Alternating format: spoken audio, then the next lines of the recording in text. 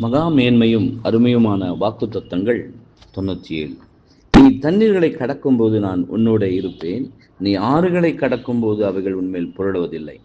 நீ அக்னியில் நடக்கும்போது வேகாதிருப்பாய், அக்னி ஜுவாலை உன்பேல் பற்றாது. ஏசாயா 43:2. இஸ்ரேல் யோர்தான் வழியாக போகையில் அவர்கள் பயப்படுவதற்கு எதுவும் இருக்கவில்லை. காரணம், தெய்வீக பிரசன்னத்தின் அடையாளமாகிய கர்த்தருடைய பெட்டியானது பயமுறுத்தும் சூழ்நிலைகளை மத்தியில் காணப்பட்டது. இது போலவே கிறிஸ்தவனும் தெய்வீக பிரசன்னத்தையும் அங்கீகரிப்பையும் உணரும் வரையில் அச்சம் கொள்ளத்தக்கதாக அவனுக்கு ஏதும் இருப்பதில்லை. அவன் உபத்திரவென்னும் ஆறுகளையும் கடலையும் கஷ்டப்பட்டு கடந்து போகலாம். அவன் பாடுகள் எனும் அக்னி சூளை கடந்து போகலாம். என்றாலும் கர்த்தர் அவனோடு இருக்கையில் இவைகளில் ஒன்றும் அவனுக்கு தீங்கு விளைவிக்க முடியாது.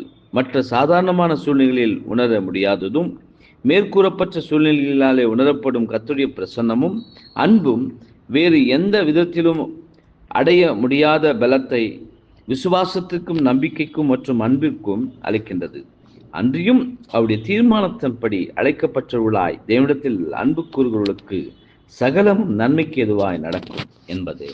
ஆமேன்.